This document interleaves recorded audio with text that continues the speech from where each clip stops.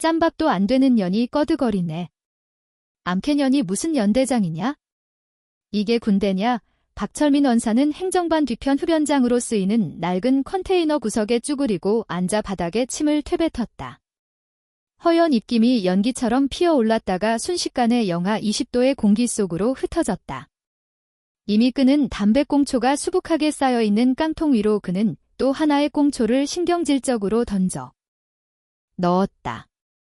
그의 맞은편에 있던 중사 하나가 눈치를 보며 어색하게 웃었다. 원사님, 그래도 목소리 좀 낮추십시오. 오늘 취임식이지 않습니까? 새로 오는 연대장 귀가 보통 밝은 게 아니랍니다. 707 출신이라는데요. 707이고 나발이고. 여자가 무슨 전투부대 지휘관을 해. 그것도 최전방 GOP도 아니고 예비 연대라지만 여기가 어디냐? 대골이다. 대골. 산송장도 얼어 죽는다는 철원 바닥이라고. 따뜻한 사령부 책상 머리에서 팬데나 굴리던 년이 여기 와서 며칠이나 버티겠냐? 박 원사는 군복상의 주머니를 툭툭 털며 일어났다. 그의 가슴에 달린 주임원사 계급장이 훈장처럼 번들거렸다. 이 부대에서 20년, 연대장이 5번 바뀌고 대대장이 수없이 갈려나가는 동안에도 그는 늘 그 자리에 있었다. 그에게 연대장은 잠시 머물다 가는 나그네였고 이 부대의 진짜 주인은 자신이라는 오만함이 뼛속까지 사무쳐 있었다. 내기할까? 한 달 안에 울면서 상급 부대로 전출 보내달라고 질질 짤 거다. 두고 봐라. 박 원사는 비릿한 웃음을 흘리며 행정반 쪽으로 걸음을 옮겼다. 하지만 그의 예상과 달리 그날 오후 철원의 공기는 평소보다 더욱 날카롭고 서늘하게 가라앉아 있었다. 강원도 철원군 서면 자등리. 사방이 산으로 둘러싸인 이곳은 겨울이면 하늘과 땅의 경계가 모호해질 만큼 눈보라가 몰아치는 곳이었다. 연병장의 도열한 병사들의 귀와 코는 동상 직전처럼 붉게 달아올라 있었고 입에서는 끊임없이 하얀 입김이 뿜어져 나왔다. 칼날 같은 바람이 병사들의 전투복 깃을 파고들었지만 누구 하나 미동조차 하지 못했다. 단상 위로 올라오는 새로운 지휘관 배선옥 대령의 군화 소리가 유난히 또렷하게 울려 퍼졌기 때문이다. 저벅, 저벅, 저벅. 보통의 지휘관들이 취임식 때 보여주는 과장된 제스처나 목에 힘을 잔뜩 준 근음은 찾아볼 수 없었다. 그녀는 마치 빙판 위를 걷는 표범처럼 소리 없이 그러나 묵직하게 단상 중앙에 섰다. 깡마른 체형이었지만 군복 위로 드러난 어깨선은 강철처럼 단단해 보였고 짧게 자른 머리카락 아래로 드러난 눈동자는 철원의 겨울바람보다 더 차가웠다. 부대원들의 시선이 그녀에게 쏠렸다. 최연소 여성 연대장, 특수임무단 출신이라는 수식어는 화려했지만 병사들과 간부들의 눈에는 호기심보다는 의구심이, 그리고 일부 늙은 부사관들의 눈에는 노골적인 반감이 서려 있었다. 배선옥은 마이크를 잡지 않았다. 대신 천천히 고개를 돌려 연병장에 선 병사들을, 그리고 단상 아래 도열한 참모진과 주임원 사단을 하나하나 훑어보았다. 그 시선이 닿는 곳마다 묘한 긴장감이 흘렀다. 박철민 원사는 그녀와 눈이 마주친 순간 자신도 모르게 헛기침을 하며 시선을 피했다. 그녀의 눈빛은 단순히 사람을 보는 것이 아니었다. 마치 사냥감이 숨을 죽이고 있는지, 어디에 더디 놓여 있는지 탐색하는 맹수의 눈빛이었다. 마이크를 쓰지 않았음에도 그녀의 목소리는 쨍하고 울려 퍼졌다. 높지도 낮지도 않은 건조한 톤이었지만 그 안에는 거부할 수 없는 위압감이 서려 있었다. 오늘부로 제24면대의 지휘를 맡게 된 대령 배선옥이다. 그녀는 불필요한 미사여구를 모두 생략했다. 잘 부탁한다는 말도, 열심히 하겠다는 상투적인 다짐도 없었다. 이 시간 이후로 내 부대에서 대충이라는 단어는 없다. 군인은 결과로 말하고 규정으로 행동한다. 너희들이 입고 있는 군복이 부끄럽지 않게 만들어주겠다. 이상. 짧고 간결한 취임사였다. 박수는 늦게 터져나왔다. 너무나 간결해서 당황한 탓도 있었지만 그녀가 내뿜는 서늘한 기운에 압도당했기 때문이었다. 단상에서 내려온 배선옥은 대기하고 있던 지프차에 오르지 않았다. 대신 연대본부까지 걸어가겠다는 손짓을 했다.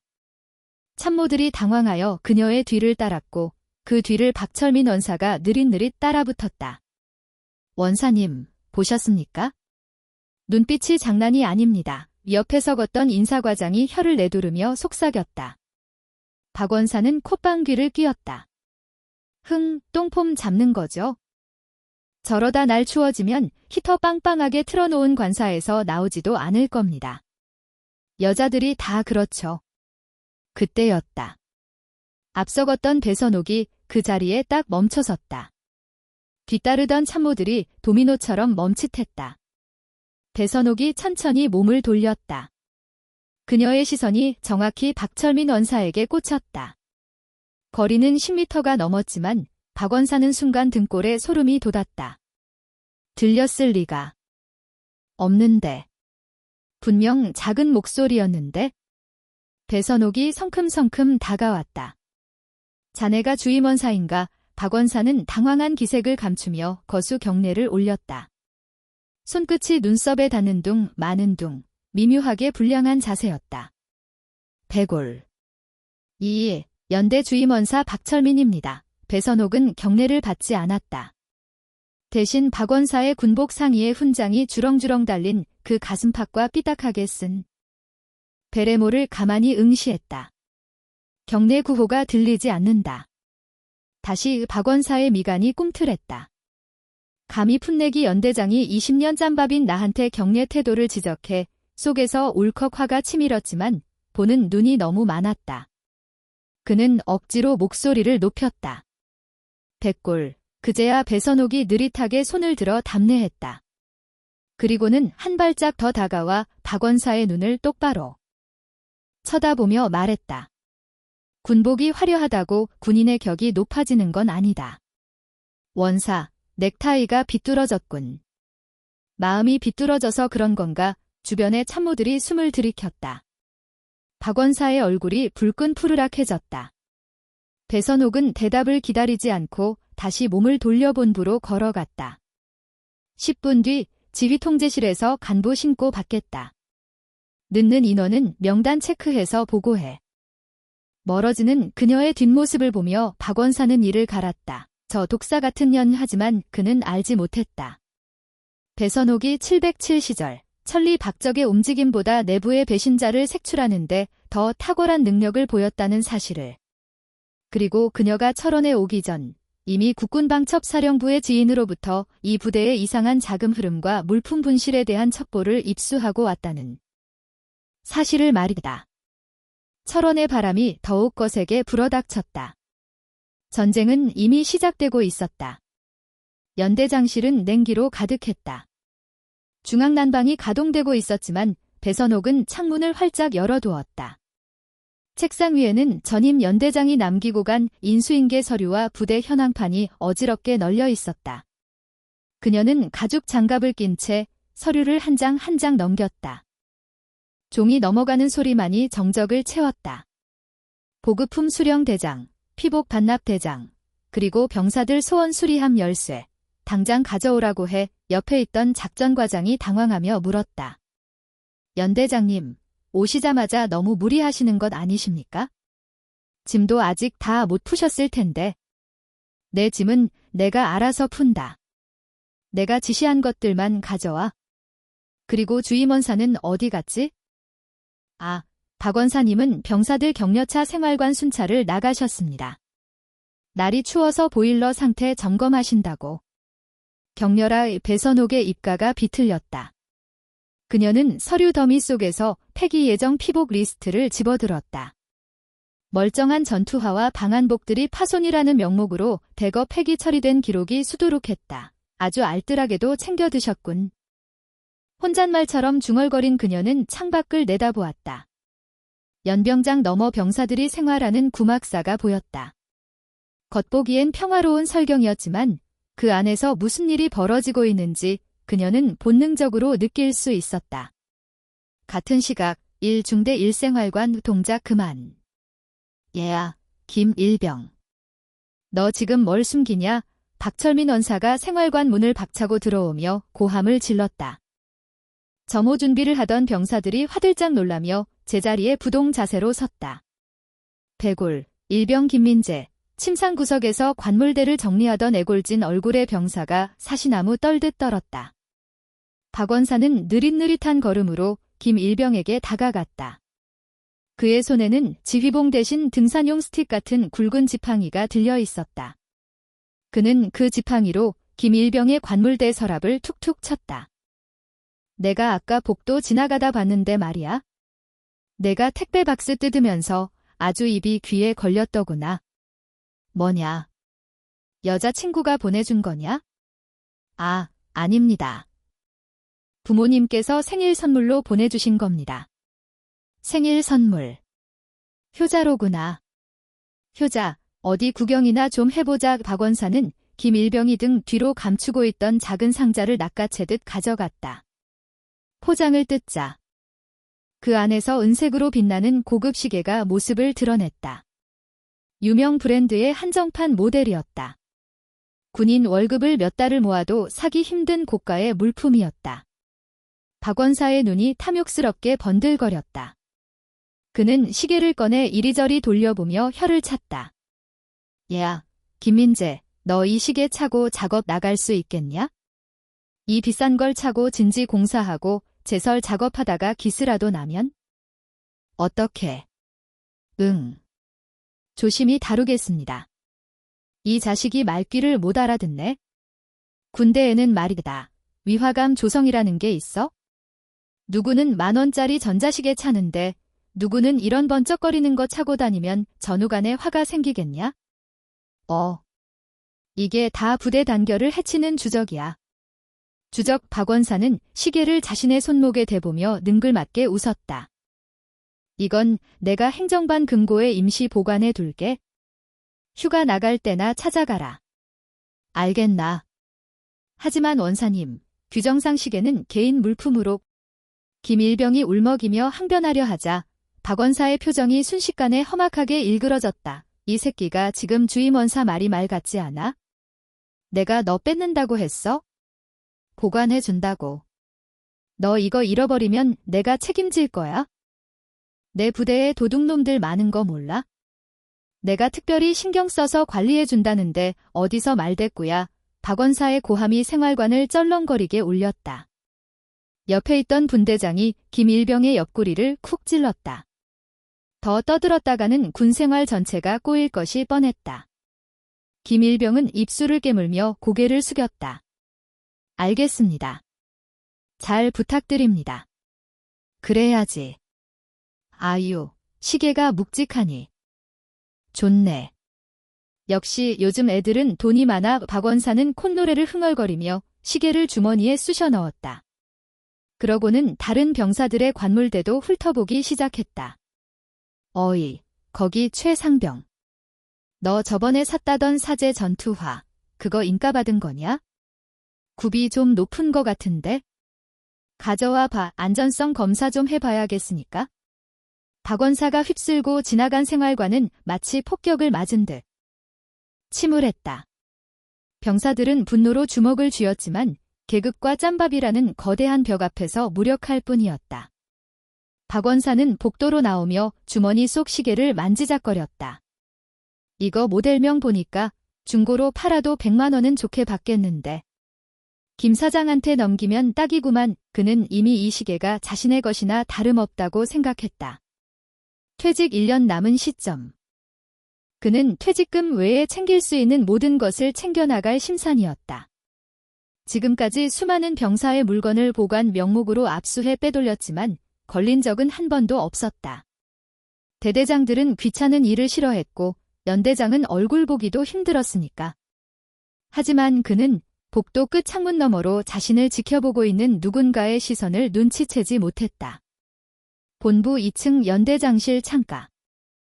배선옥은 고성능 쌍안경을 내리고 입가에 차가운 미소를 띄었다. 그녀의 시야에는 박원사가 병사의 시계를 주머니에 넣고 흡족해하며 막사를 나오는 모습이 고스란히 들어와 있었다. 걸려들었군. 그녀는 책상 위 인터폰을 눌렀다. 감찰 장교, 지금 즉시 내 방으로. 철원의 밤이 깊어지고 있었다. 어둠 속에서 짐승들은 숨을 죽였지만 더 무서운 사냥꾼이 덫을 놓고 기다리고 있었다. 박 원사가 훔친 것은 단순한 시계가 아니었다. 그는 자신의 파멸을 앞당길 시한폭탄을 주머니에 넣은 셈이었다. 배선옥은 서랍에서 낡은 노트 한 권을 꺼냈다. 겉표지에는 아무것도 적혀있지 않았지만 첫 페이지를 넘기자 깨알같은 글씨로 부대비리 의혹 명단이 적혀 있었다. 그녀는 붉은색 펜을 들어 맨 위에 적힌 이름에 동그라미를 쳤다. 박철민. 그녀가 707 시절 익혔던 기술 중 가장 치명적인 것은 사격술도 격투술도 아니었다.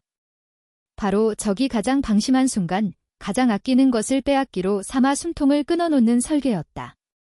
재미있겠어.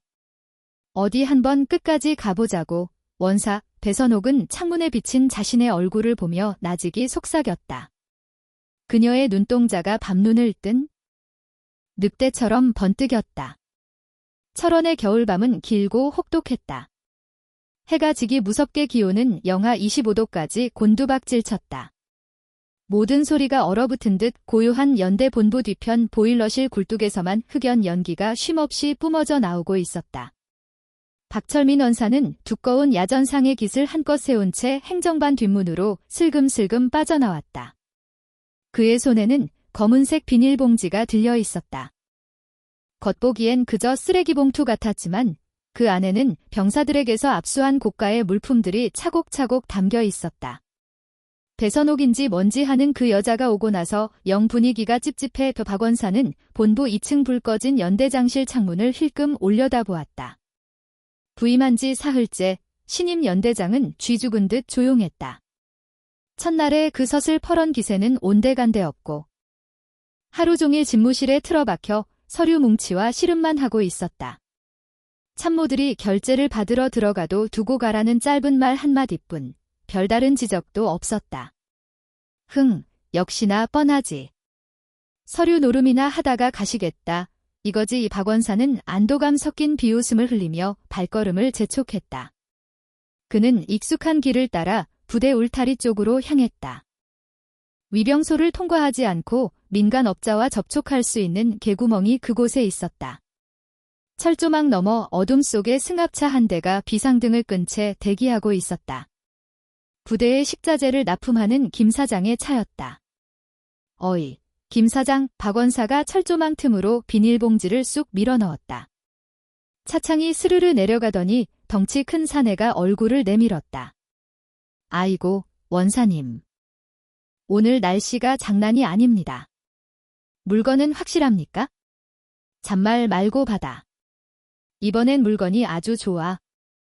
A급 시계 하나랑 미개봉 전자제품 몇 개야. 특히 시계는 보증서까지 내가 챙겨왔으니까 헐갑에 넘길 생각 마라. 김 사장은 능숙한 솜씨로 봉지를 낚아채 안을 확인했다. 휴대폰 불빛에 비친 시계의 영롱한 자태를 보며 김 사장의 입꼬리가 올라갔다. 역시 원사님, 수완은 알아줘야 한다니까요. 근데 새로운 연대장이 꽤 깐깐하다던데 괜찮으십니까? 걱정 마. 계집애가 알아봤자 뭘 알겠어? 군대가 어떻게 돌아가는지도 모르는 녹초산이야. 내 손바닥 아니지. 정사는 저번이랑 똑같이 내 통장 말고 다른 명의 계좌로 쏘는 거 알지? 예, 알겠습니다. 다음 주에 또 뵙죠. 승합차가 미끄러지듯 어둠 속으로 사라졌다. 박 원사는 두둑해질 주머니를 생각하며 흡족한 표정으로 뒤를 돌았다. 칼바람이 뺨을 때렸지만 돈 생각에 추운 줄도 몰랐다. 하지만 그는 꿈에도 몰랐다. 그가 서 있던 철조망에서 불과 50m 떨어진 초소 전망대, 그곳에는 야간 경계 근무를 서는 병사들 외에 또 다른 인물이 서 있었다는 것을. 어둠 속에 완전히 녹아든 검은색 방한복 차림의 배선옥. 대령이었다. 그녀는 야간 투시경을 눈에서 떼지 않은 채 박 원사가 김 사장과 거래하는 모든 장면을 지켜보고 있었다. 그녀의 옆에는 감찰 장교의 대위가 파랗게 질린 얼굴로 서 있었다. 봤나? 배선옥의 목소리는 무전기 잡음보다 더 건조했다. 이 대위는 침을 꿀꺽 삼켰다. 연대장님, 저건 명백한 군용물 절도 및 민간인과의 불법 거래입니다. 당장 현행범으로 체포해야. 아니, 배선옥은 야간 투시경을 내리고 차가운 눈빛으로 박 원사의 뒷모습을 응시했다. 지금 잡으면 꼬리 자르기밖에 안 돼. 병사들이 버린 걸 주워서 처분하려 했다거나 부대 운영비로 쓰려고 했다고 오리발 내밀게 뻔해. 박 원사는 이 바닥에서 20년을 구른 늙은 여우야. 어설픈 증거로는 빠져나갈 구멍만 만들어줄 뿐이지. 그녀는 주머니에서 소형 녹음기를 꺼내 재생 버튼을 눌렀다 껐다. 방금 전 박 원사와 김 사장의 대화 내용이 고스란히 담겨 있었다. 보증서까지 챙겨왔다. 내 통장 말고 다른 명의로. 이걸로는 부족해. 놈이 더 깊은 늪으로 들어갈 때까지 기다린다. 놈이 제 발로 걸어 들어가서 다시는 빠져나오지 못할 완벽한 철창을 만들어야 해. 배선옥은 이 대위에게 손짓했다. 내일부터 작전 시작이다. 이 대위는 내가 시킨 대로 인사과에 가서 병사들 휴가증 발급 대장을 가져와. 그리고 군수과장 조용히 불러. 박 원사가 건드린 장부들 토시 하나 안 틀리고 전부 대조 작업 들어갈 거니까? 알겠습니다. 그런데 군수과장은 박 원사와 꽤 친밀한 관계라 입단속이 될지. 배선옥이 피식 웃었다. 그 웃음은 마치 먹잇감의 목덜미를 노리는 맹수의 송곳니처럼 서늘했다. 사람은 누구나 약점이 있지? 군수과장은 진급에 목숨 건 친구야.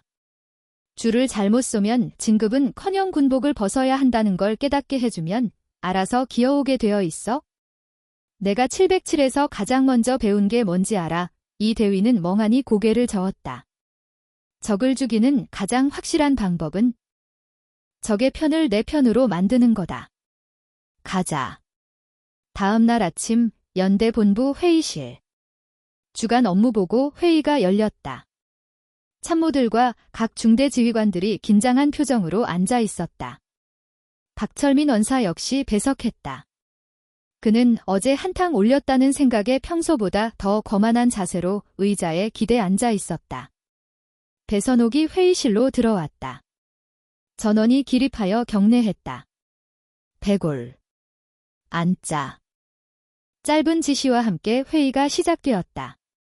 작전, 정보, 인사보고가 이어지는 동안 배선옥은 묵묵히 듣기만 했다.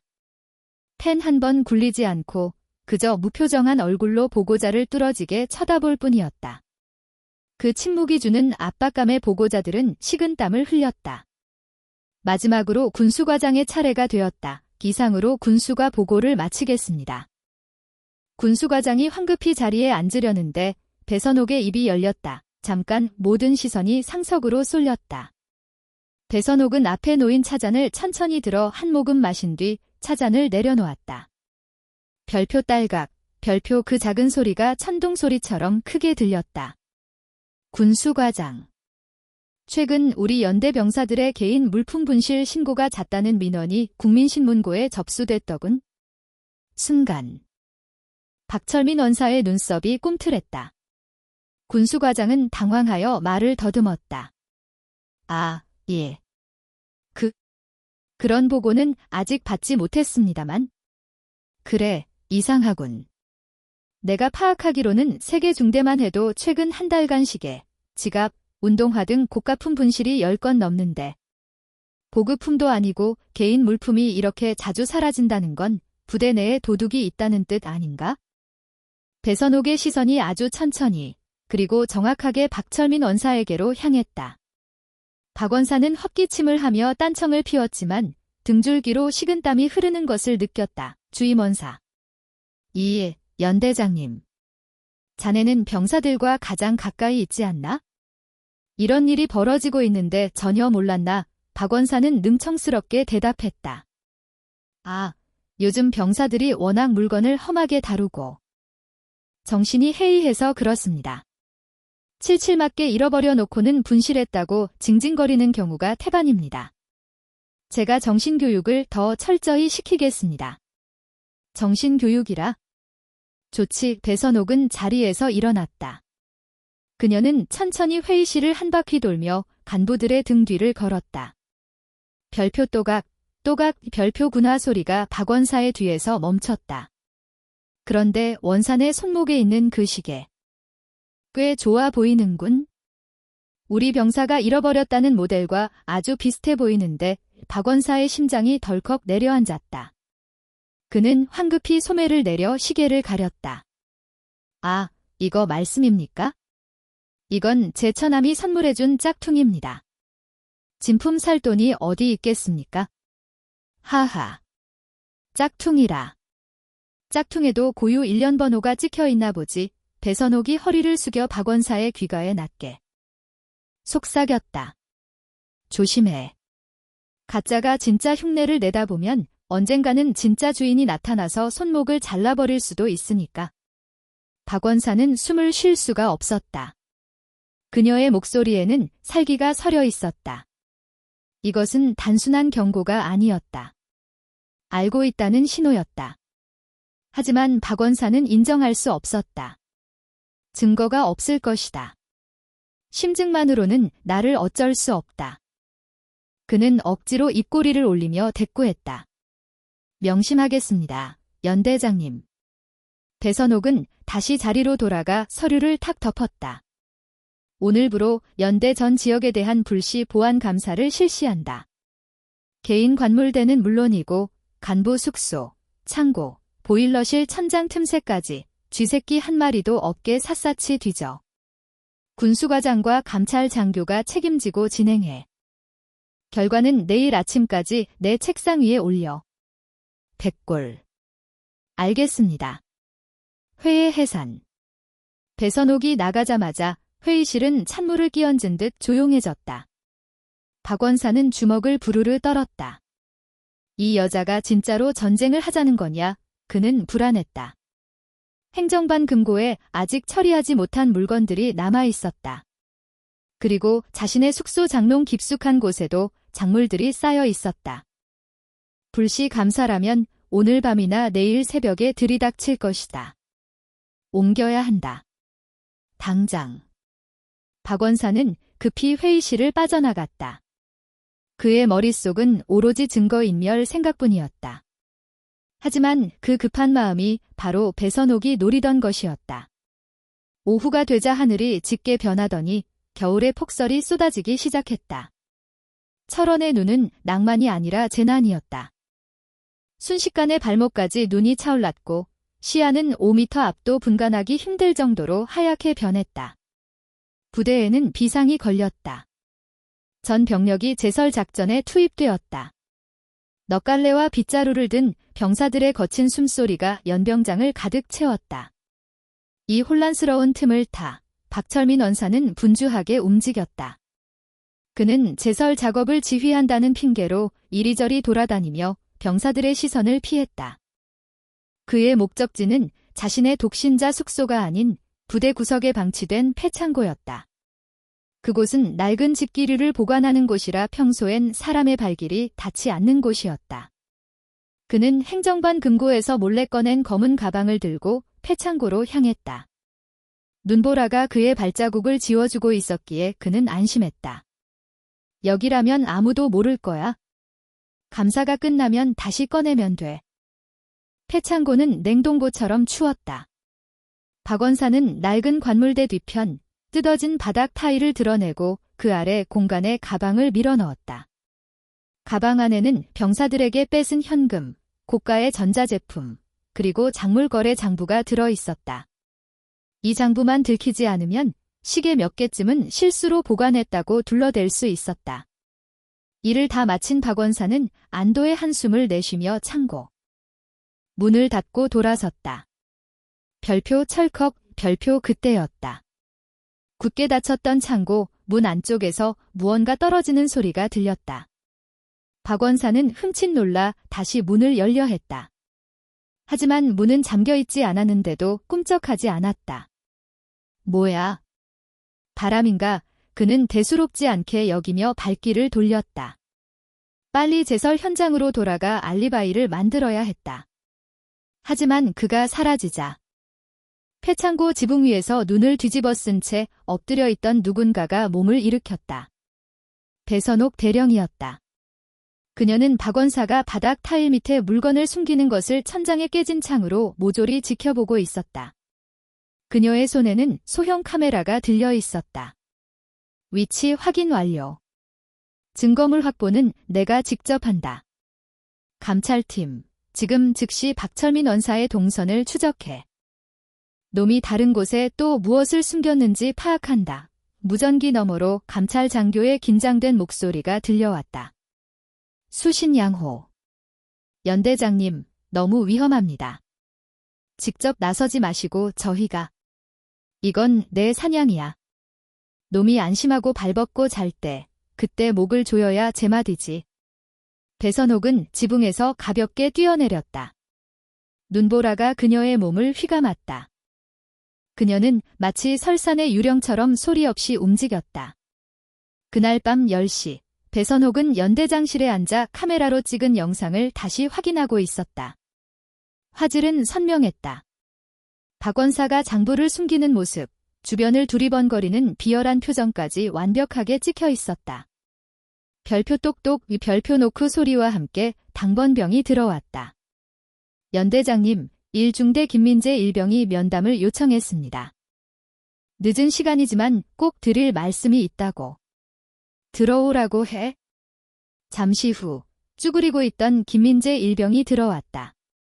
눈가는 붉게 충혈되어 있었고 입술은 터져 있었다. 그는 들어오자마자 배선옥 앞에 무릎을 꿇었다. 연대장님, 제발 살려주십시오. 배선옥은 자리에서 일어나 김일병을 일으켜 세웠다. 군인은 무릎을 꿇지 않는다. 앉아. 무슨 일이지? 김일병은 흐느끼며 말했다. 오늘 제설 작업 중에 박 원사님이 저를 부르셨습니다. 시계 이야기를 어디 가서 발설하면 영창을 보내버리겠다고. 그리고 부모님께 전화해서 제가 군생활 적응 못하고 사고 쳤다고 말하겠답니다. 저 너무 무섭습니다. 시계는 안 돌려받아도 되니까 제발 부모님께만은. 배선옥의 눈빛이 차갑게 가라앉았다. 그녀가 가장 경멸하는 것이 바로 약자를 볼모로 잡고 협박하는 비겁함이었다. 그녀는 책상 위에 휴지를 뽑아 김일병에게 건넸다. 김민재 일병. 일병 김민재. 자네의 시계, 그리고 자네의 명예, 둘 다 내가 찾아주겠다. 단, 자네도 해야 할 일이 있어? 제가 무엇을 하면 됩니까? 배선옥은 서랍에서 종이 한 장을 꺼내 김일병 앞에 놓았다. 진술서 양식이었다. 오늘 박 원사가 한 말, 그리고 그동안 당했던 모든 부당한 대우를 여기에 적어. 토씨 하나 빠뜨리지 말고 사실대로. 두려워할 필요 없다. 내가 너희 뒤에 있다. 대장으로서 약속하마. 그녀의 단호한 목소리에 김일병의 눈동자가 흔들렸다. 그는 떨리는 손으로 펜을 잡았다. 배선옥의 확신에 찬 눈빛이 그에게 용기를 주었다. 1시간 뒤. 김일병이 작성한 진술서는 배선옥의 손에 들려 있었다. 그것은 박철민 원사의 목을 칠 결정적인 칼날 중 하나였다. 이제 마지막 퍼즐이 맞춰졌군. 배선옥은 인터폰을 눌렀다. 전 병력 기상. 지금 즉시 연병장에 집합시킨다. 열애는 없다. 박철민 원사 포함, 전부 정복 착용하고 집합. 새벽 2시, 잠들어 있던 부대가 발칵 뒤집혔다. 비상 사이렌 소리가 철원의 밤하늘을 찢었다. 병사들은 영문도 모른 채 눈 비비며 연병장으로 뛰어나갔다. 박철민 원사도 허둥지둥 옷을 챙겨 입고 튀어나왔다. 아니, 시발. 이 밤중에 무슨 지랄이야? 전쟁이라도 났어. 그는 투덜거리며 연병장에 섰다. 눈보라는 멈췄지만 사르에는 추위는 여전했다. 연병장 조명탑이 대나처럼 화려하게 켜졌다. 단상 위에 배선옥 대령이 서 있었다. 그녀의 옆에는 헌병대 차량 2대가 대기하고 있었고 무장한 헌병들이 도열해 있었다. 분위기가 심상치 않았다. 박 원사는 본능적으로 불길함을 느꼈다. 헌병대가 왜 여기에? 배선옥이 마이크를 잡았다. 이 시간부로 우리 연대는 부대 정밀 진단에 돌입한다. 외부의 적이 아닌 내부의 적을 소탕하기 위해서다. 병사들 사이에서 웅성거림이 일었다. 배선옥의 시선이 박철민 원사를 향해 꽂혔다. 박철민 원사, 앞으로 나와. 박 원사는 다리가 후들거렸지만 억지로 태어난 척하며 단상 앞으로 걸어나갔다. 부르셨습니까, 연대장님? 자네에게 묻겠다. 지금 이 순간 군인의 명예를 걸고 단 한 점의 부끄러움도 없나? 박 원사는 침을 꿀꺽 삼켰다. 수백 명의 병사들이 자신을 보고 있었다. 저는 20년간 오직 부대와 국가를 위해 헌신했습니다. 배선옥의 입가에 싸늘한 미소가 번졌다. 그래, 헌신이라. 그럼 저건 뭔가? 배선옥이 손짓하자 대형 스크린에 영상이 재생되었다. 낮에 패창고에서 박 원사가 바닥을 뜯어내고 작물을 숨기는 장면이 고화질로 흘러나왔다. 에이, 이건. 박 원사의 얼굴이 사색이 되었다. 병사들 사이에서 경악의 탄성이 터져나왔다. 저기 숨겨진 가방 안엔 병사들의 피 같은 물건들과 자네의 더러운 장부가 들어있더군. 헌신. 자네가 헌신한 건 자네의 탐욕뿐이야. 박 원사는 뒷걸음질 쳤다. 조작입니다. 저건 함정입니다. 제가 한 게 아닙니다. 아직도 말이 많군. 배선옥이 눈짓을 하자 헌병들이 박 원사에게 다가갔다. 군용물 절도 및 횡령, 직권남용, 그리고 협박 혐의로 박철민 원사를 긴급 체포한다. 끌고 가. 이게 나가? 내가 누군지 알아? 내가 이 부대 주임원사야. 감히 어디에 손을 대? 박 원사가 발버둥 쳤지만 건장한 헌병들에게 제압당해 수갑이 채워졌다. 차가운 금속 소리가 울려 퍼졌다. 별표 철컥. 별표. 그때 배선옥이 단상에서 내려와 박 원사의 코앞까지 다가왔다. 그녀는 박 원사의 어깨에 달린 계급장을 손가락으로 툭 쳤다. 그 계급장, 이제 필요 없겠군. 자네가 판 무덤에 자네가 들어가는 꼴이 아주 볼만해. 너 인제 가만 안 둬. 내가 옷 벗더라도 널. 입 닥쳐. 배선옥의 낮은 목소리가 박 원사의 고함을 집어삼켰다. 넌 군인이 아니라 군복 입은 양아치일 뿐이야. 내 부대에서 쓰레기는 분리수거도 안 해. 바로 소각이지. 헌병들이 박 원사를 질질 끌고 차에 태웠다. 연병장에는 정적만이 감돌았다. 배선옥은 꽁꽁 언 손을 호호 불고 있는 병사들을 향해 뒤를 돌았다. 김민재 일병, 군중 속에 있던 김일병이 깜짝 놀라 대답했다. 일병 김민재. 내일 아침 행정반으로 와라. 내 식에 찾아가도록. 그 한마디에 병사들 사이에서 환호성이 터져나오려 했지만 배선옥의 엄한 표정에 다시 쏙 들어갔다. 하지만 병사들의 눈빛은 전과 달라져 있었다. 두려움이 아닌 신뢰와 존경의 눈빛이었다. 전 병력, 생활관으로 복구해서 취침한다. 이상. 백골. 우렁찬 경례 구호가 철원의 새벽 공기를 갈랐다. 배선옥은 그제야 옅은 미소를 지으며 눈 내린 연병장을 걸어 나갔다. 그녀의 등 뒤로 길고 긴 겨울밤이 끝나고 새벽이 밝아오고 있었다. 박철민 원사가 헌병대에 끌려간 지 일주일이 지났다. 연대는 겉보기에 평온을 되찾은 듯했다. 병사들은 더 이상 자신의 물건을 뺏길까 전전긍긍하지 않았고 식당 반찬 맛이 좋아졌다는 소문이 돌았다. 하지만 폭풍의 눈 속에 들어와 있는 배선옥 대령은 알고 있었다. 이것은 끝이 아니라 시작이라는 것을. 연대장실의 블라인드는 내려져 있었다. 배선옥은 책상 스탠드 불빛 아래 박 원사가 남긴 장부를 해독하고 있었다.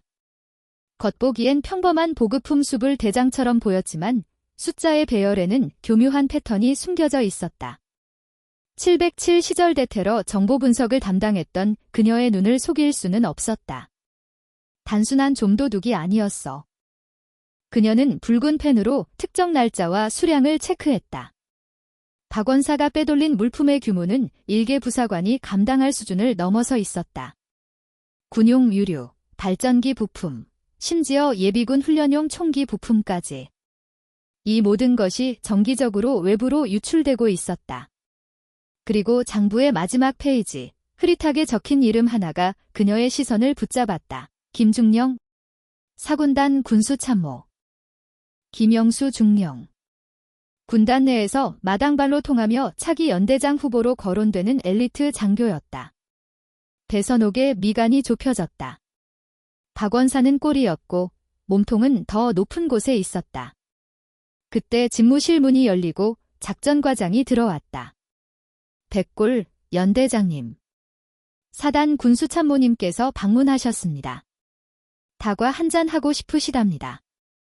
호랑이가 제 발로 굴에 들어왔다. 배선옥은 장부를 서랍 깊숙이 밀어넣고 천천히 일어났다. 들나게. 잠시 후 말끔하게 다림질된 전투복을 입은 김영수 중령이 들어왔다. 사람 좋아 보이는 인상에 안경을 쓴 그는 손에 들려있던 커피 세트를 테이블에 내려놓았다. 대령, 부임하자마자 아주 큰 일을 해냈다지? 박원사, 그 친구 나도 평소에 눈여겨보던 골치였는데 속이 다 시원해. 역시 특수임무단 출신은 달라. 김중령은 능숙하게 커피를 타며 너스레를 떨었다. 하지만 안경 너머 그의 눈은 배선옥의 책상 위를 빠르게 훑고 있었다. 배선옥은 그 시선을 놓치지 않았다. 과찬이십니다. 그저 썩은 살을 도려냈을 뿐입니다. 그런데 사단 참모께서 예하 연대까지 무슨 일로 오셨습니까? 그녀는 자리에 앉지도 커피를 권하지도 않은 채 팔짱을 끼고 섰다.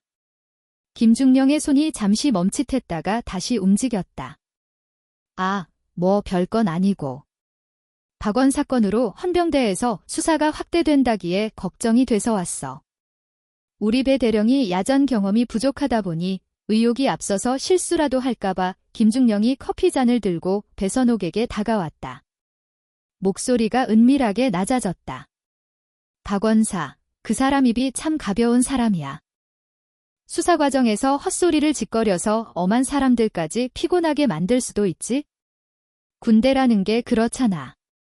털어서 먼지 안 나는 사람 없고 서로 돕고 사는 거지? 너무 깊이 파고들면 다쳐. 대령도 이제 장군 진급 바라봐야지. 명백한 회유이자 경고였다.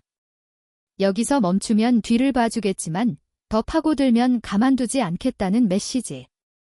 배선옥은 김중령이 건넨 커피잔을 받지 않았다. 대신 그를 똑바로 응시하며 차갑게 대꾸했다. 저는 커피를 마시지 않습니다. 그리고 중령님. 그래. 말해봐. 먼지가 나면 털어야 하고 썩었으면 잘라내야 합니다. 그게 군관이 할 일이고 지휘관이 할 일입니다. 엄한 사람이 다칠지 다쳐야 할 놈이 다칠지는 두고 보면 알겠지요. 김중령의 얼굴에서 사람 좋은 미소가 싹 사라졌다. 그는 들고 있던 커피잔을 테이블에 쾅소리 나게 내려놓았다. 뜨거운 커피가 튀어 테이블볼을 적셨다. 배선옥 대령, 내가 좋게 말하니까 웃음나? 자네 707에서 작전 좀 뛰었다고 눈에 벽이 없나 본데. 여기는 야전이야. 정치와 인맥이 지배하는 곳이라고. 자네 혼자 깨끗한 척해봤자 왕따밖에 더 되겠어. 정치와 인맥이라. 제가 제일 싫어하는 단어들이군요. 제 부대에서는 오직 실력과 규정만 통합니다. 할 말이 그것뿐이라면 돌아가시죠. 전 바쁩니다. 김중령은 기가 막히다는 듯 헛웃음을 지었다. 그래. 어디 한번 끝까지 가보자고. 후회하게 만들어주지. 김중령이 씩씩거리며 나간 뒤 배선옥은 인터폰을 눌렀다. 보안 담당관. 지금 즉시 연대장실 바깥 복도 접견실. CCTV 영상을 확보해. 그리고 방금 나간 김영수 중령의 출입 기록, 차량 블랙박스 영상까지 전부 백업해. 전쟁의 양상이 바뀌었다. 이제는 내부의 도둑을 잡는 게 아니라 권력을 준 거대한 카르텔과의 싸움이었다. 배선옥은 서랍 속의 장부를 다시 꺼냈다. 김영수. 내가 박원사의 뒷배였구나. 그렇다면 내 방식대로 상대해주지. 김중령의 방문 이후 연대에는 묘한 기류가 흘렀다. 상급 부대인 사단 본부로부터 내려오는 보급 물자가 눈에 띄게 줄어들기 시작했다.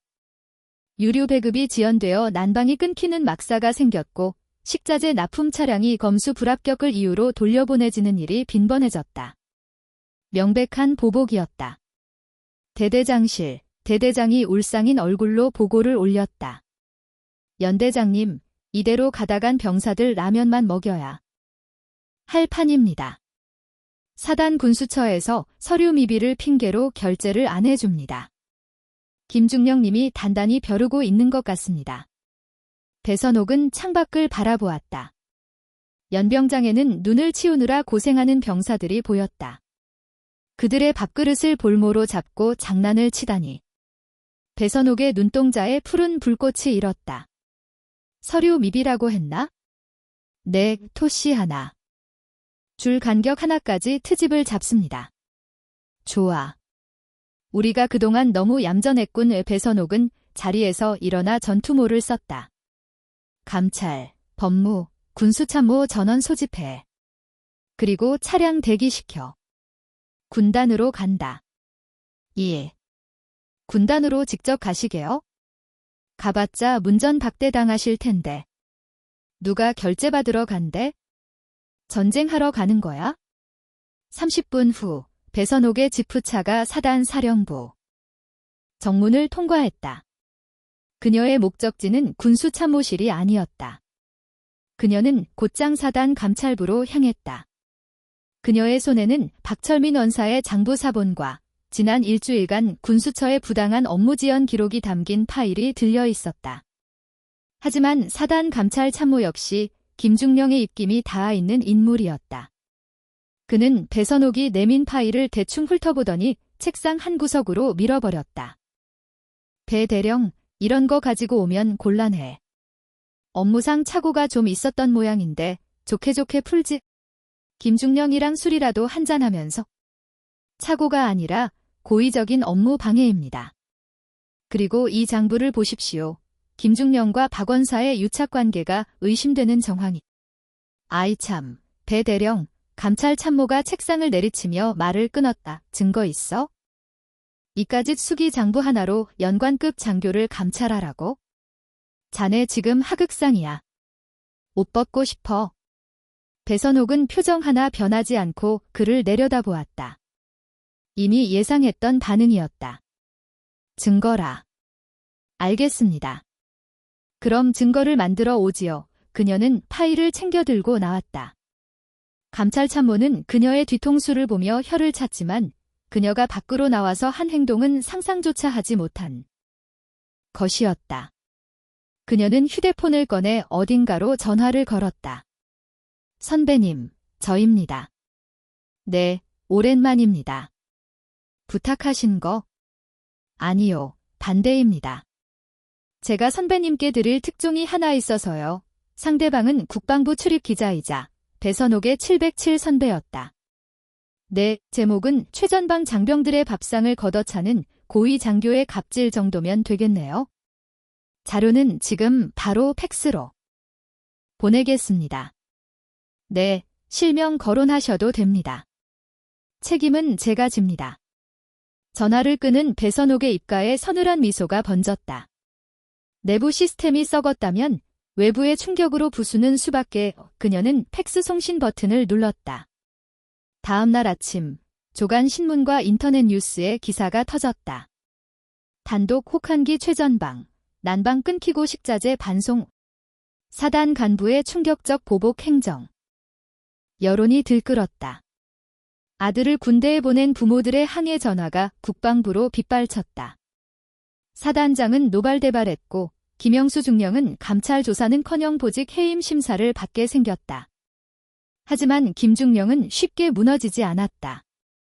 그는 자신의 인맥을 총동원해 반격을 준비했다. 배선옥을 보안 기밀 유출과 지휘 개통 무시로 엮어 군사재판에 넘기려는 계획이었다. 독사는 머리가 잘리기 전 가장 맹독을 품는 법이다. 사단 전체가 감사의 태풍에 휘말렸다. 김영수 중령은 직무정지를 당했지만 그가 심어놓은 라인들은 여전히 살아있었다. 사단 정보처장이 배선옥의 연대를 불시에 찾았다. 명목은 보안태세 점검이었지만 실상은 배선옥을 잡기 위한 표적 감사였다. 연대장실을 뒤지던 정보처 요원들이 컴퓨터 하드디스크를 압수하고 문서고를 뒤졌다. 배선옥은 팔짱을 낀 채 그 모습을 지켜보고 있었다. 연대장님, 개인 노트북과 휴대폰도 제출해 주셔야겠습니다. 정보처장이 깐깐한 목소리로 요구했다. 영장은 가져왔나? 긴급 보안사고 예방을 위한 조치입니다. 협조 안 하시면 항명으로 간주하겠습니다. 배선옥은 순순히 휴대폰과 노트북을 내주었다. 정보처장은 회심의 미소를 지었다. 그는 이미 배선옥의 노트북에 심어놓을 가짜 기밀문서 파일을 준비해둔 상태였다. 잠시 후면 그녀의 노트북에서 급기밀이 민간인에게 유출된 흔적이 발견될 것이고 그녀는 끝장날 것이었다. 요원 하나가 노트북을 조작하더니 소리쳤다. 처장님, 여기 대용량 파일 전송 기록이 있습니다. 수신자가 민간 포털 사이트. 메일입니다. 정보처장의 눈이 번들거렸다. 역시. 대령, 이게 어떻게 된 일입니까? 작전 계획을 외부로 유출하다니 이건 이적 행위입니다. 배선옥의 주변을 참모들이 불안한 눈빛으로 쳐다봤다. 하지만 배선옥은 침착하게 입을 열었다. 그 파일 열어봤나? 뭡니까? 내용을 확인해 보라고. 요원이 파일을 클릭했다. 화면에 뜬 것은 작전 지도가 아니었다. 그것은 김영수 중령이 민간업자 최달수와 룸살롱에서 술을 마시며 뇌물을 받는 동영상 파일이었다. 그리고 그 옆에는 정보처장이 최달수에게서 골프채 세트를 선물 받는 사진도 있었다. 에이, 이게 뭐야? 정보처장의 얼굴이 흑빛이 되었다. 함정을 팔 때는 제 발밑도 조심했어야지. 내가 707에서 정보작전만 10년을 했어. 내 노트북에 누가 접속하고 뭘 심으려는지 모를 줄 알았나. 배선옥은 뚜벅뚜벅 걸어가 굳어버린 요원의 손에서 노트북을 회수했다. 이건 내가 심어놓은 미끼다. 너희들이 내 노트북을 해킹하려 할 때 자동으로 이 영상이 실행되도록 설정해뒀지. 그리고 방금 너희가 접속한 순간 그녀는 마우스를 클릭했다. 원본 파일은 육군본부 합동수사대로 전송됐다. 너 지금 무슨 짓을? 정보처장은 다리에 힘이 풀려 주저앉았다.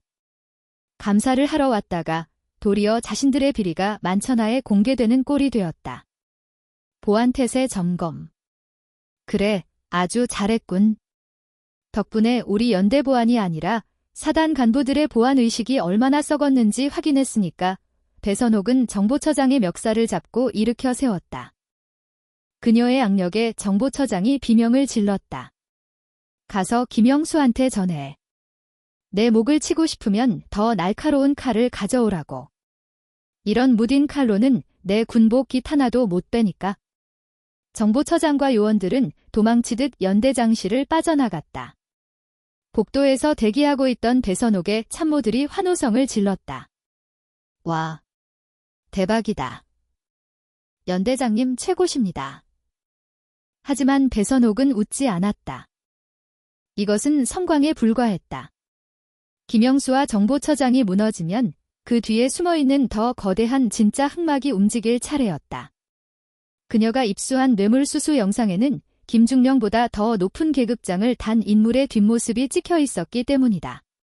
그날 밤 철원에는 또다시 눈이 내렸다. 배선옥은 관사로 돌아가지 않고 지휘통제실에 남아있었다. 그녀는 벽에 걸린 작전 지도를 보며 생각에 잠겼다. 김중령과 정보처장은 꼬리 자르기로 제거될 것이다.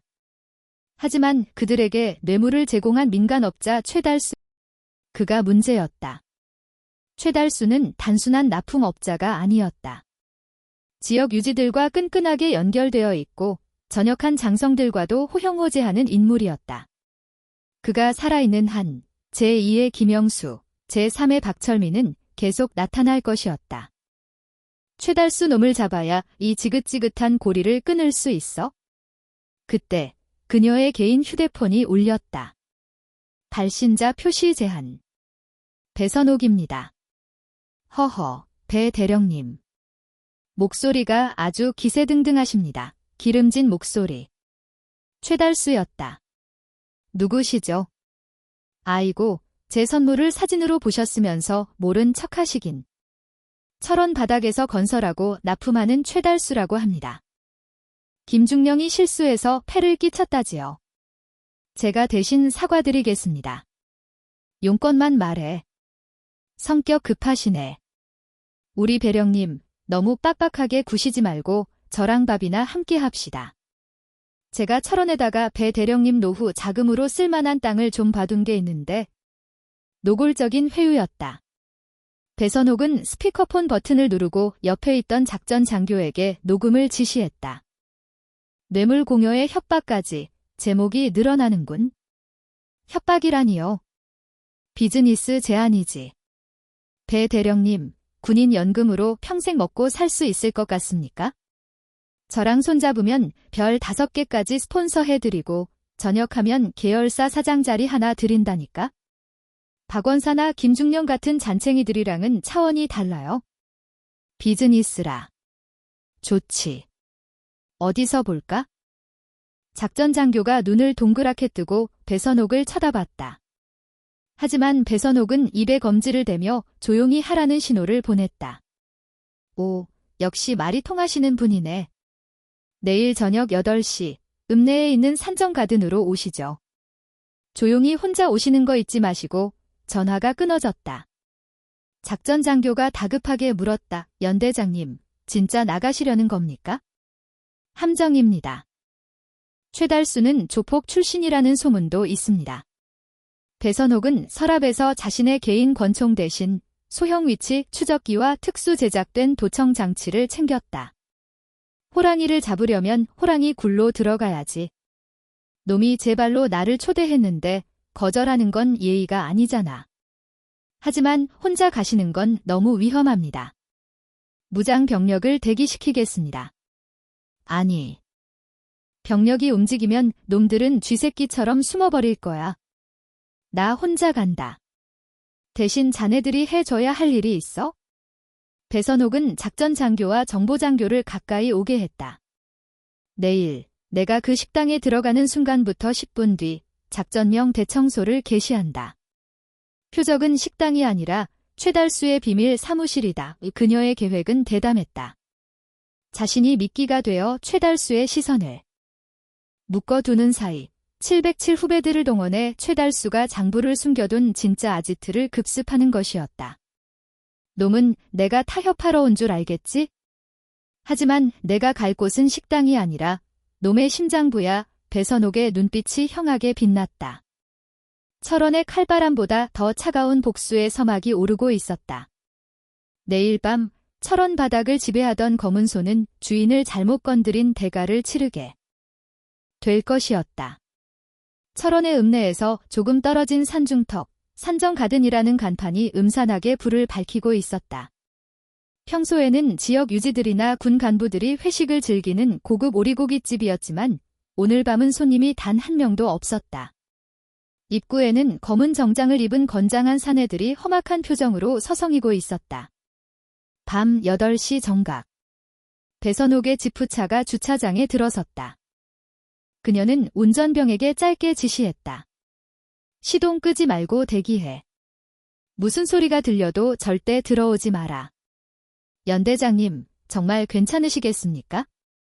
놈들 눈빛이 예사롭지 않습니다. 걱정 마. 짐승들이 짖는 건 겁을 먹어서니까. 배선옥은 차문을 열고 내렸다.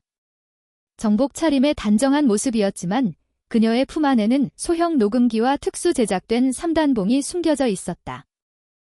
입구의 사내들이 그녀를 막아서려다 그녀의 어깨에 빛나는 대령 계급장을 보고 멈칫했다. 오셨습니까? 회장님이 안쪽 특실에서 기다리십니다. 사내의 안내를 받아 들어간 특실은 넓었다. 방 한가운데에는 숯불이 타오르고 있었고 상석에는 배가 남산만한 중년 사내가 앉아 고기를 굽고 있었다. 최달수였다. 그의 옆에는 비서로 보이는 날카로운 인상의 남자가 서류 가방을 들고 서 있었다. 아이고, 우리 백골부대의 영웅 배선옥 대령님이 아니십니까? 어서 오십시오. 어서. 최달수가 과장된 몸짓으로 반겼다. 배선옥은 신발을 벗지 않은 채 방안을 훑어보았다. 병풍 뒤, 그리고 천장 환풍구 쪽 707 시절 익힌 감각이 경고음을 보냈다. 숨어있는 놈들이 더 있다. 신발은 벗지 않겠습니다. 오래 머물 생각이 없어서요. 배선옥은 문과에 가장 가까운 자리에 앉았다. 최달수는 너털웃음을 터뜨리며 고기 한 점을 그녀의 앞접시에 올렸다. 하하, 역시 군인이라 빈틈이 없으시네. 일단 드시죠. 이게 철원 5대살 먹여 키운 오리라 맛이 기가 막힙니다. 용건부터 듣죠. 배선옥은 젓가락을 들지 않았다. 최달수의 표정이 살짝 굳어지더니 이내 비릿한 미소로 바뀌었다. 그는 손짓을 했다.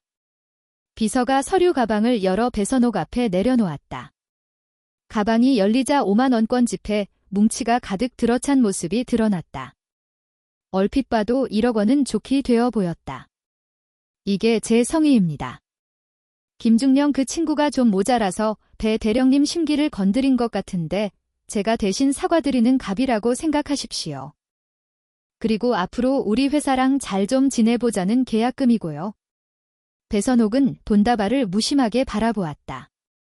나한테 김중령 흉내를 내라는 건가? 군수품 납품비리 눈 감아주고 불량 식자재 병사들한테 먹이면서? 에이, 빌 말씀을. 융통성이지. 배 대령님, 군생활 얼마나 남으셨습니까? 별 5개 떠면 뭐 합니까? 전역하면 쥐꼬리만한 연금 받고 사는데. 자식들 유학도 보내고 강남의 아파트도 한 채 사셔야죠. 저랑 손잡으면 제가 책임지고 뒷바라지합니다. 최달수가 몸을 앞으로 숙이며 은밀하게 속삭였다. 그렇군. 돈이 좋긴 좋지. 배선옥이 긍정의 뜻을 비치자 최달수의 얼굴이 환해졌다. 그럼요. 역시 대령님이 현명하십니다. 자, 그럼 좋은 의미에서 건배나 한 잔. 최달수가 술병을 집어들려는 순간 배선옥의 손이 번개같이 움직여 그의 손목을 낚아챘다. 최달수가 비명을 질렀다. 여자의 악력이라고는 믿기지 않을 만큼 강했다. 뼈가 쓰러질 듯한 고통에 술병이 바닥으로 굴러떨어져 산산조각 났다. 착각하지 마. 내가 돈이 좋다고 했지. 내 돈이 좋다고는 안 했어. 더러운 돈 만지면 손 썩어. 배선옥은 최달수의 손목을 휙 밀쳐내고 돈 가방을 발로 걷어찼다. 돈다발이 허공에 흩날리며 숯불 위로 떨어져 타오르기 시작했다. 에이. 이 미친년이. 최달수가 벌떡 일어났다. 본색이 드러난 그의 얼굴은 흉악하게 일그러져 있었다.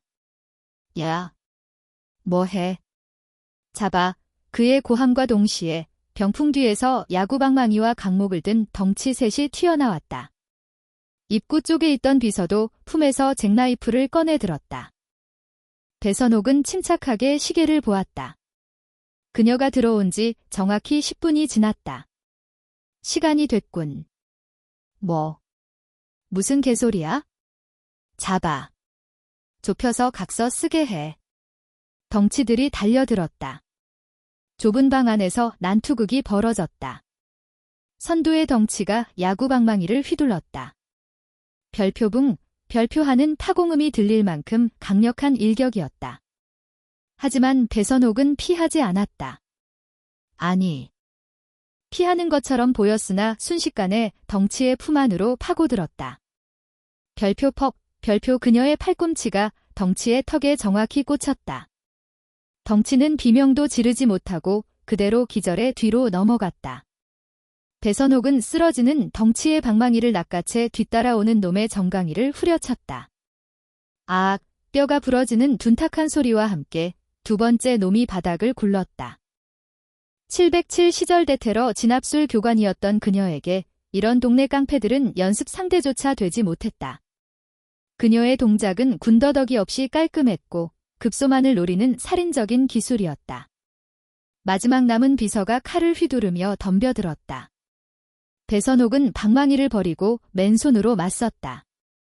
칼이 그녀의 목을 노리고 들어오는 찰나 그녀는 고개를 살짝 틀어 칼날을 피함과 동시에 비서의 손목을 꺾어버렸다. 별표 우두둑, 별표 끄악, 칼이 바닥에 떨어졌다. 배선옥은 비서의 팔을 꺾은 채로 그를 최달수 앞에 테이블로 밀어버렸다. 별표 와장창, 별표 소리와 함께 반찬 그릇들이 쏟아졌다. 순식간에 상황이 정리되었다. 서 있던 건 배선옥과 공포에 질려 뒷걸음질 치는 최달수뿐이었다. 이제 우리 둘만 남았네. 회장님, 배선옥이 헝클어진 온매무새를 다듬으며 천천히 다가갔다. 최달수는 식은땀을 줄줄 흘리며 주머니 속에 휴대폰을 찾았다. 너 실수하는 거야? 내가 누군지 알아? 내 뒤에 누가 있는지 아냐고. 경찰서장, 사단장 다 내 형님들이야. 전화 한 통이면 너는 끝이야. 아, 그래? 그럼 그 형님들한테 전화해봐. 아마 안 받을걸? 그때 밖에서 요란한 사이렌 소리가 들려왔다. 경찰차나 구급차가 아니었다. 군용 헌병대 차량의 사이렌 소리였다. 같은 시각, 최달수의 비밀 사무실인 읍내의 대성건설 사무소. 복면을 쓴 무장 병력들이 쇠지렛대로 셔터를 뜯어내고 있었다. 배선옥이 미리 포섭해둔 사군단 헌병대 특수임무대와 그녀가 707에서 데려온 믿을 수 있는 후배들이었다. 진입. 사무실 안에서 도박판을 벌리고 있던 조폭들이 화들짝 놀라 저항하려 했지만 완전 무장한 특수임무대를 당해낼 수는 없었다. 순식간에 놈들은 바닥에 깔렸다. 배선옥의 작전 장교가 금고 앞에 섰다. 이게 그 장부 금고입니다. 작전 장교는 배선옥이 알려준 비밀번호를 입력했다. 그녀가 며칠 전 정보처장의 노트북을 역해킹해 알아낸 최달수의 생일과 차량 번호였다. 별표 띠리릭, 철컥떡. 별표 금고 문이 열렸다. 그 안에는 현금 다발뿐만 아니라 수십 건의 이중장부와 USB, 그리고 고위 장교들에게 성접대를 한 리스트까지 고스란히 들어있었다. 빙고. 이건 핵폭탄입니다. 작전 장교는 즉시 무전기를 들었다. 연대장님, 확보했습니다. 장부, 리스트, 영상 파일 전부 다 있습니다. 지금 현장으로 이동합니다. 다시 산정 가든? 배선옥의 귀에 꽂힌 이어폰에서 작전 장교의 목소리가 들렸다. 수고했다. 바로 여기로 와. 그녀는 최달수를 보며 싸늘하게 웃었다. 들었지? 내 보물 창고가 털렸다는군. 내가 믿던 그 금고 말이야. 최달수의 다리가 풀렸다. 그는 바닥에 주저앉아 덜덜 떨었다. 그 장부가 공개되면 자신은 물론이고 자신에게 돈을 받아먹은 수많은 고위층 인사들이 줄줄이 엮여 들어갈 것이 뻔했다. 잘못했습니다. 대령님, 아니 누님. 제가 다 보상하겠습니다. 저기 탄 돈 말고 제 비밀 계좌에 있는 거 다 드릴게요. 제발 장부만은. 배선옥은 쭈그려 앉아 최달수의 멱살을 잡았다. 아까도 말했을 텐데 나는 군인이야. 내 놈들이 낸 세금으로 밥 먹고 사는 군인이 아니라 이 나라 지키라고 피 흘린 선배들 명예로 사는 군인이라고. 그녀는 최달수의 뺨을 툭툭 쳤다. 내 놈은 군복 입은 사람들을 돈 주고 사는 개로 받겠지만 나는 늑대야. 늑대는 사육되지 않아.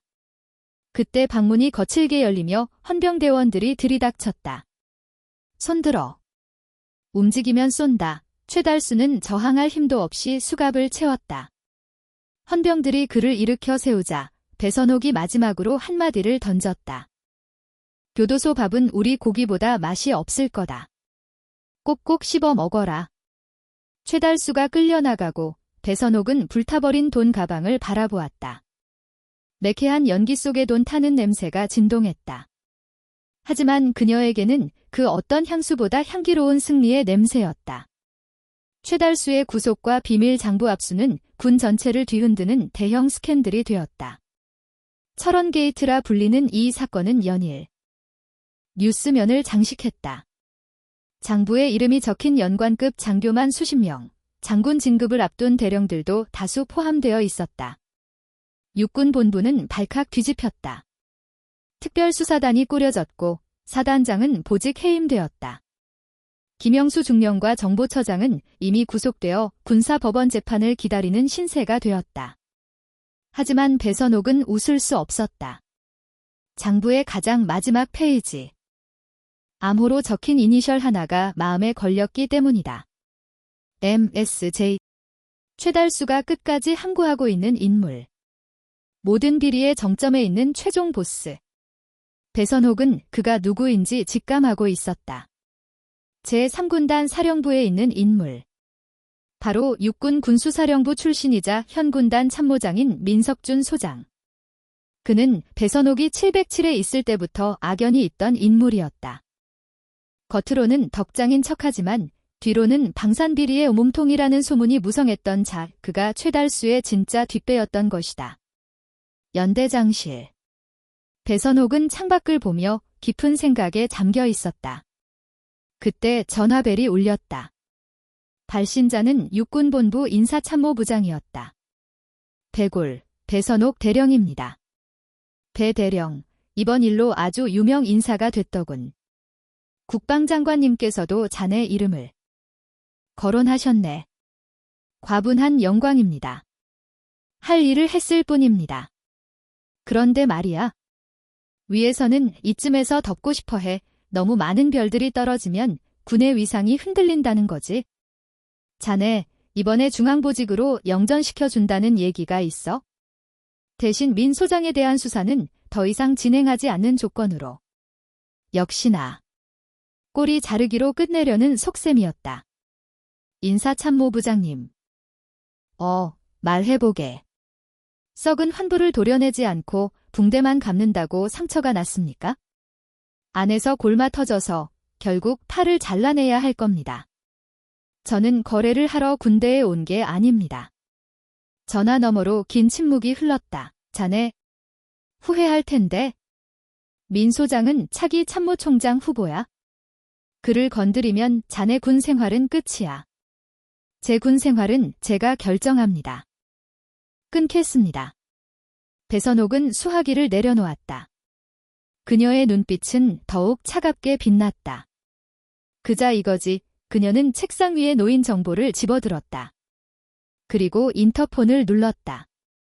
1대대장, 2대대장, 3대대장. 전원 전투복 환복하고 무장 상태로 연대장실로 집합. 민석준 소장은 군단 사령부 집무실에서 양주를 마시고 있었다. 그는 최달수가 잡혀 들어갔다는 소식에도 여유로웠다. 어차피 최달수는 자신의 이름을 불지 못할 것이다. 자신의 이름을 입에 올리는 순간 그의 가족이 어떻게 될지 최달수는 누구보다 잘 알고 있었으니까. 건방진 계집애 하나 때문에 이게 무슨 꼴이야? 배선옥.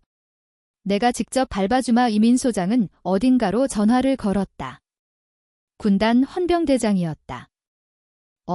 나 참모장이야. 배선옥 대령 말인데. 항명죄와 군사기밀 유출 혐의로 긴급 체포해. 영장 내가 책임질 테니까 지금 당장 가서 끌고 와. 그는 배선옥을 잡아가둔 뒤 조작된 증거로 그녀를 매장시킬 계획이었다. 권력의 힘이 무엇인지 보여줄 참이었다. 1시간 뒤 군단 헌병대 차량들이 사이렌을 울리며 제24면대 위병소를 통과하려 했다. 하지만 위소 바리케이드는 굳게 닫혀 있었다. 문 열어. 군단 헌병대다. 헌병대위가 확성기로 소리쳤다. 하지만 위소 초병들은 총구를 겨눈 채 움직이지 않았다. 그때 바리케이드 뒤에서 배선옥 대령이 걸어 나왔다. 그녀의 뒤에는 완전 무장한 연대 병력 200여 명이 도열해 있었다.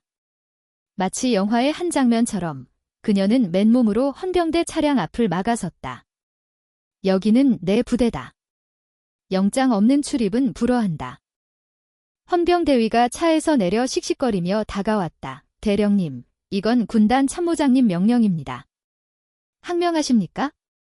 지금 당장 체포하겠습니다. 헌병들이 우르르 내렸다. 일촉즉발의 상황이었다. 아군끼리 총을 겨누는 사태가 벌어지기 직전이었다. 배선옥은 눈 하나 깜짝하지 않았다. 항명. 민석준 소장이 내린 그 명령 자체가 불법이다. 불법적인 명령에 복종하는 것이야말로 군인의 수치지. 이게 진짜 미쳤나?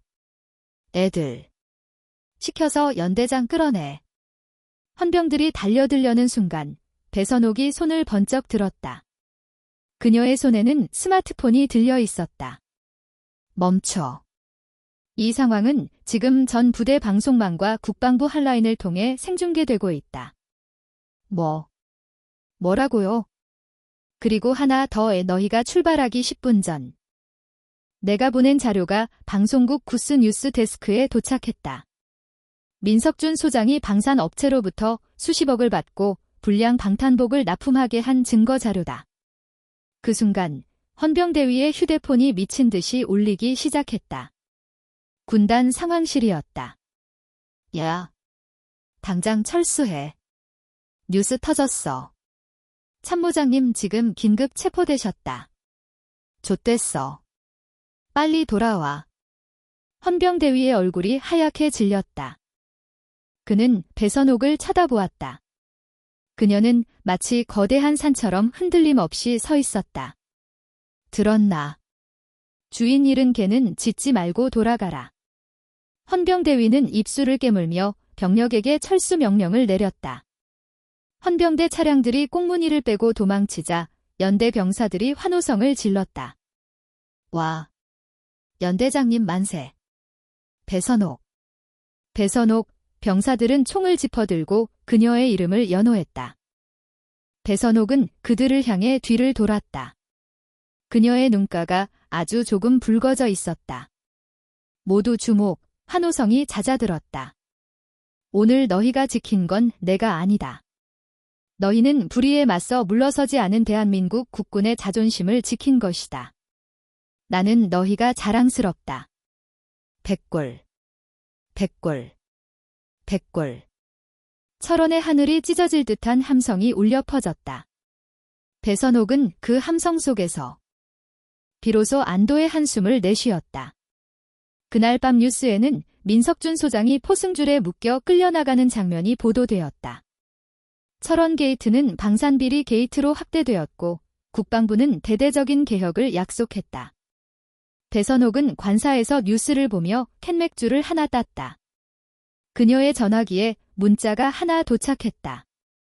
707 시절 동기이자 현재 국방부 장관 비서실에 있는 친구였다. 고생했다. 독사, 장관님께서 널 직접 보고 싶어 하셔. 아마 별 5개 준비해야 할 거다. 배선옥은 피식 웃으며 맥주를 들이켰다.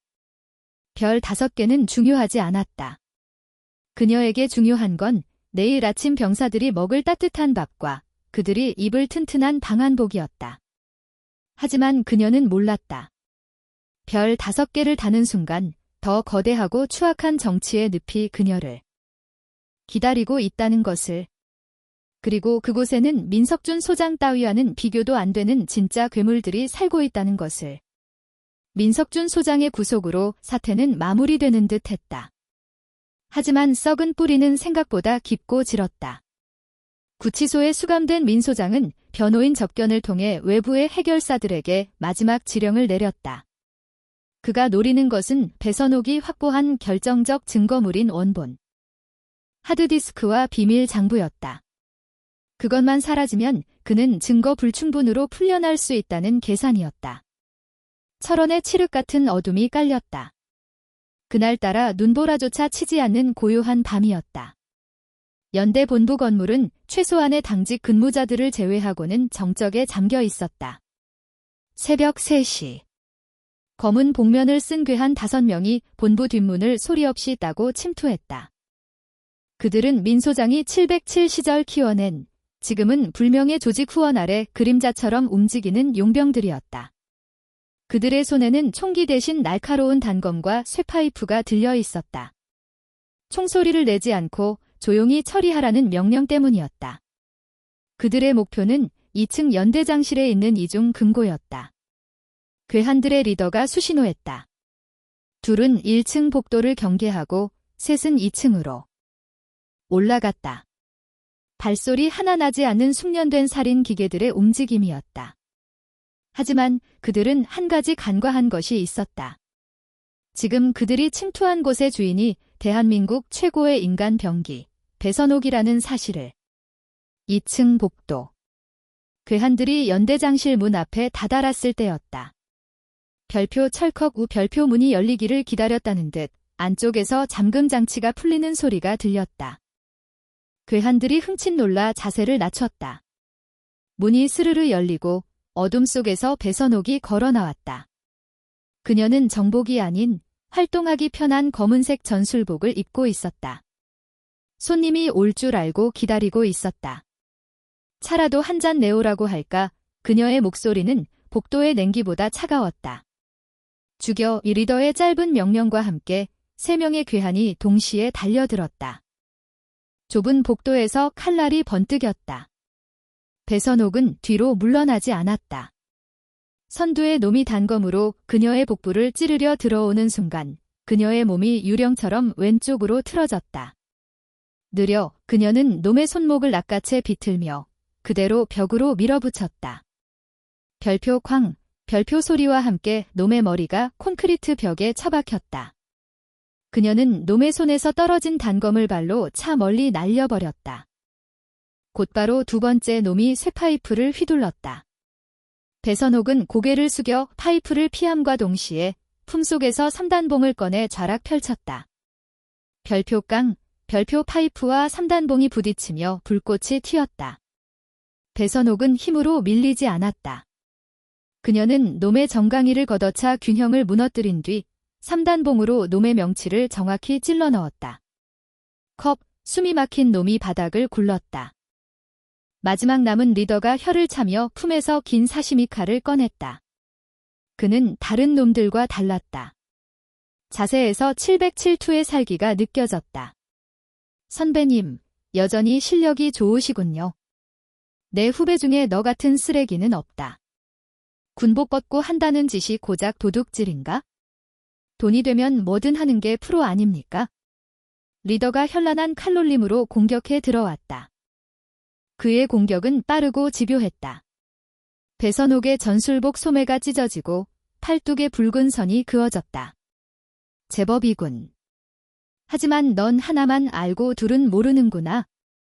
배선옥은 3단봉을 버렸다. 빈손이 된 그녀를 보고 리더가 회심의 미소를 지으며 달려들었다. 심장을 노린 일격이었다. 그 순간 배선옥의 눈빛이 변했다. 그녀는 놈의 칼을 든 손을 양손으로 덮치듯 잡아챘다. 그리고 자신의 체중을 실어 놈의 팔을 반대 방향으로 꺾어버렸다. 별표 우두둑, 별표 끔찍한 파열음이 복도를 울렸다. 끄악, 리더가 비명을 지르며 칼을 떨어뜨렸다. 배선옥은 놈의 턱을 무릎으로 올려찼다. 놈은 허공에 붕 떴다가 바닥에 처박혀 기절해버렸다. 프로. 웃기지 마라. 넌 그냥 돈에 팔려다니는 양아치일 뿐이야. 배선옥은 거친 숨을 몰아쉬며 피 묻은 팔을 닦았다. 그때 1층에서 대기하던 나머지 두 놈이 비명소리를 듣고 뛰어 올라왔다. 하지만 그들이 마주한 건 이미 제압당해 널브러진 동료들과 악귀처럼 서 있는 배선옥뿐이었다. 겁에 질린 놈들이 도망치려 뒤를 돌았지만 이미 늦었다. 복도 양끝에서 완전 무장한 5분 대기조 병력들이 총구를 겨누고 나타났다. 동작 그만. 손들어. 배선옥이 나직이 명령했다. 전원 생포해. 민석준에게 보낼 아주 좋은 선물이 생겼으니까. 다음 날 아침 국방부 검찰단 조사실. 민석준 소장은 여유롭게 커피를 마시고 있었다. 간밤에 자신의 그림자들이 증거를 없앴을 것이라 확신했기 때문이다. 조사관 양반, 이제 그만 나를 풀어주는 게 어때? 증거도 없다며. 그때 조사실 문이 열리고 배선옥 대령이 들어왔다. 그녀의 팔에는 붕대가 감겨 있었지만 표정은 그 어느 때보다 밝았다. 잘 주무셨습니까? 선배님, 민 소장의 표정이 일그러졌다. 내가 여긴 왜? 선배님이 보내신 손님들, 제가 아주 극진히 대접해서 보냈습니다. 그리고 아주 재미있는 이야기를 해주더군요. 배선옥이 태블릿 PC를 테이블 위에 올려놓았다. 화면에는 어젯밤 침투했던 용병. 리더의 자백 영상이 재생되고 있었다. 민석준 소장이 시켰습니다. 증거를 없애고 배선옥 대령을 처리하라고. 민 소장의 손에서 종이컵이 구겨졌다. 이건 함정이야. 내가 강압수사로 거짓 자백을 받아낸 거지. 강압이라뇨. 군법에 따라 아주 정당하게 신문했습니다. 그리고 이 친구들이 침투할 때 썼던 차량 블랙박스에서 선배님 목소리가 담긴 통화 녹음도 나왔습니다. 이제 교사살인 미수 혐의까지 추가되겠군요. 민 소장은 입술을 파르르 떨었다. 모든 수가 막혔다. 군인의 명예를 돈과 바꾼 것도 모자라 전우의 등에 칼을 꽂으려 하다니. 선배님은 군복을 입을 자격이 없습니다. 배선옥은 자리에서 일어났다. 재판장에서 뵙겠습니다. 그때는 선배님이 아니라 제수 민석준으로 부르게 되겠네요. 배선옥이 나가자마자 민 소장은 책상을 엎으며 발광했다. 하지만 굳게 닫힌 철문 밖으로는 비명소리 하나 새어나가지 않았다. 이 사건은 제2의 철원 대첩이라 불리며 군 내부에 큰 충격을 주었다. 배선옥 대령의 무용담은 전설처럼 퍼져나갔고 병사들 사이에서 그녀는 철원의 배골마녀가 아닌 수호신으로 불리기 시작했다. 계절이 바뀌었다. 살을 애는 듯한 철원의 칼바람이 잦아들고 얼어붙었던 땅이 녹기 시작했다. 연병장 구석에는 이름 모를 들꽃들이 고개를 내밀었다. 징계위원회와 군사재판이 모두 끝났다. 민석준 소장은 징역 15년을 선고받고 불명예 전역했다. 김영수 중령과 박철민 원사 역시 실형을 선고받고 감옥으로 향했다. 그들과 결탁했던 민간업자들과 부패한 장교들도 줄줄이 옷을 벗었다. 제24면대는 완전히 달라졌다. 병사들의 표정에는 생기가 돌았고 보급품은 최상급으로 지급되었다. 더 이상 억울하게 물건을 뺏기거나 부당한 대우를 받는 병사는 없었다. 연대장실. 배선옥은 짐을 정리하고 있었다. 책상 위에는 그녀의 이름이 적힌 명패와 함께 장군 진급 예정자 명단이 담긴 공문이 놓여 있었다. 그녀의 능력을 높이 산 육군본부에서 그녀를 준장으로 진급시키고 특수전사령부의 요직으로 발령한 것이다. 별표 똑똑 우 별표 현대장님, 들어가도 되겠습니까? 주임 원사가 된 상사가 들어왔다. 박철민 원사의 후임으로 배선옥이 직접 발탁한 청렴하고 강직한 인물이었다. 들어와요. 떠나실 준비는 다 되셨습니까? 병사들이 많이 아쉬워합니다. 군인이 떠날 때가 되면 떠나는 거지? 아쉬울 게 뭐 있어? 배선옥은 덤덤하게 말했지만 시선은 창밖의 연병장에 머물러 있었다. 지난 겨울 그 혹독했던 추위 속에서 함께 싸웠던 병사들. 그들은 그녀의 자부심이었다. 연대장님, 연병장의 전 병력이 집 앞에 있습니다. 마지막으로 한 말씀 해주셔야죠. 배선옥은 정모를 쓰고 온매무새를 다듬었다. 가자. 연병장에는 2000여 명의 장병들이 빠른 열을 맞춰 도열해 있었다. 그들의 눈빛은 몇 달 전 취임식 때와는 완전히 달랐다. 존경과 신뢰, 그리고 떠나보내는 아쉬움이 가득했다. 단상에 오른 배선옥은 마이크를 잡았다. 봄바람이 그녀의 뺨을 스치고 지나갔다. 그녀의 한마디에 연병장이 떠나갈 듯한 함성이 돌아왔다. 백골. 배선옥은 병사들을 천천히 둘러보았다. 맨 앞줄에 김민재 일병이 보였다. 이제는 어엿한 상병이 되어 있었다. 그의 손목에는 배선옥이 찾아준 시계가 빛나고 있었다. 지난 겨울은 유난히 추웠다. 하지만 우리는 견뎌냈다. 추위보다 더 무서운 부정과 탐욕에 맞서 싸웠고 승리했다. 그녀의 목소리가 울려 퍼졌다. 나는 이제 이곳을 떠난다. 하지만 기억해라. 너희가 입고 있는 군복은 누군가의 사리사욕을 채우기 위한 도구가 아니다. 너희는 대한민국을 지키는 방패이자 부정을 찌르는 창이다. 그 자부심을 절대 잊지 마라. 잠시 정적이 흘렀다. 이상. 그녀가 단상에서 내려오려 하자 갑자기 김민재 상병이 대열에서 튀어나와 외쳤다. 연대장님. 감사합니다. 그것이 신호탄이 되었다. 여기저기서 병사들의 외침이 터져나왔다. 연대장님, 잊지 않겠습니다. 존경합니다. 건강하십시오. 계획에 없던 일이었다. 주임원사가 제지하려 했지만 배선옥은 손을 들어 말렸다. 그녀의 입가에 옅은 미소가 번졌다. 그동안 보여주었던 서늘한 미소가 아닌 진짜 사람 냄새 나는 따뜻한 미소였다. 지프차가 위병소를 통과했다. 배선옥은 차창을 열고 멀어지는 부대를 바라보았다. 위병소 초병들이 깍듯이 경례를 붙였다. 백골. 안녕히 가십시오. 차는 구불구불한 철원의 산길을 따라 달렸다. 겨울에 쌓였던 눈은 모두 녹아 계곡물이 되어 흐르고 있었다. 배선옥은 휴대폰을 꺼냈다. 저장된 이름들을 쭉 훑어보았다. 김민재, 주임원사, 그리고 함께 싸워준 동료들. 그녀는 휴대폰을 끄고 가방에 넣었다. 이제 새로운 전쟁터로 가야지. 그녀의 눈빛은 다시 투사의 냉철함으로 돌아왔다. 별을 달고 가게 될 곳은 더 높은 곳, 더 거대한 권력이 소용돌이치는 곳이었다. 그곳에는 민석준보다 더 교활하고 최달수보다 더 탐욕스러운 자들이 기다리고 있을 것이다. 하지만 두렵지 않았다. 그녀에게는 지켜야 할 원칙이 있고 그 원칙을 지지해주는 사람들이 있다는 것을 깨달았기 때문이다. 운전병이 백미러로 눈치를 보며 물었다. 장군님. 기분이 좋아 보이십니다. 아직 장군 진급식도 하지 않았는데 벌써 호칭을 바꾼 운전병의 너스레에 배선옥이 피식 웃었다. 앞만 보고 운전해. 갈 길이 멀다. 알겠습니다. 차가 속도를 높였다. 철원의 산세가 뒤로 물러나고 넓게 트인 도로가 나타났다.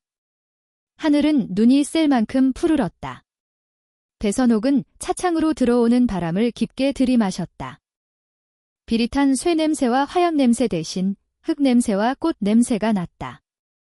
그것은 승리의 향기이자 새로운 시작을 알리는 봄의 향기였다. 독사는 겨울잠을 자지 않는다. 다만 더 높이 도약하기 위해 잠시 몸을 웅크렸을 뿐에 이제 대한민국 육군 최초의 여성 장군, 강철의 여제 배선옥의 전설이 다시 쓰일 차례였다. 차가 지평선 너머로 사라졌다. 철원 땅에는 평화가 찾아왔고 그 평화를 지켜낸 영웅의 이야기는 바람을 타고 전설처럼 남았다.